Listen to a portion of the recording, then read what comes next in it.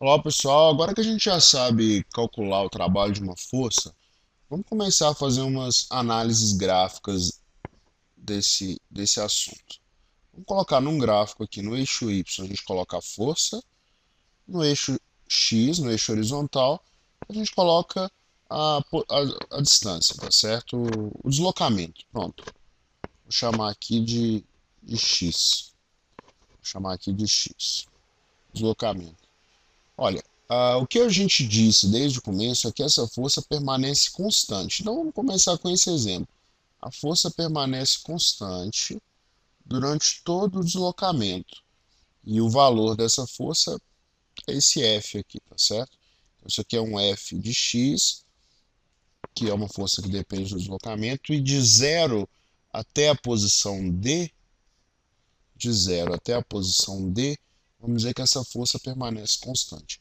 O que acontece se eu calcular a área sob o gráfico da força F? Se eu calculo essa área aqui, ó, calcular essa área. Vamos calcular essa área. Essa área é igual a força vezes deslocamento, que na prática é o trabalho, tá certo? É o trabalho. Então, o trabalho ele é numericamente igual à área sob o gráfico força por deslocamento, tá bom? Bom, dito isso, a primeira pergunta que surge é: para que isso serve?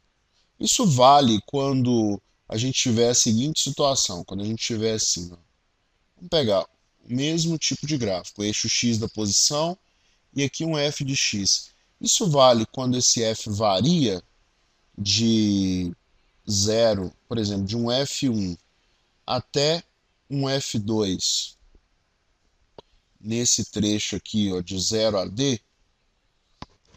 Vale essa relação também que é a área sobre o gráfico, é numericamente igual ao trabalho? Bom, na prática vale sim. Por quê? Porque você pode dividir essa figura aqui em vários retângulozinhos e calcular a área de cada retângulozinho desse, tá bom? Em vários retângulozinhos, e retângulozinhos muito fininhos mesmo. E aí você, quando você calcular a área, você vai obter um número que é igual ao trabalho realizado. Então, por exemplo, se esse F1 for igual a 10 newtons e esse F2 for igual a 20 newtons e essa distância aqui for igual a 2 metros, como que fica o trabalho nesse caso? Bom, essa é só calcular a área dessa figura, que na verdade é um trapézio, né? Como que eu calculo a área do trapézio?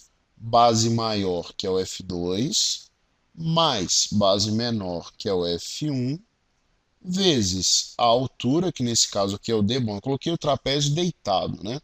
Então a altura que é D dividido por 2 é a área do trapézio. Vamos colocar os valores. O F2 é 20, o F1 é 10, o D é 2, tem que dividir por 2. Bom, isso para calcular a área do trapézio, né? O trabalho, portanto, é igual a 30 joules. E se eu te der a seguinte informação, olha só. Tem aqui um gráfico da força em função da posição. E eu digo que o trabalho foi assim, ó. Nesse trecho aqui, deixa eu consertar essa linha. Nesse trecho aqui, ó, de 0 a D. E eu digo que essa área sobre o gráfico é igual a 130. Qual a conclusão que eu posso tirar? Tá, isso aqui está em newtons, beleza? E aqui está em metros, tá bom?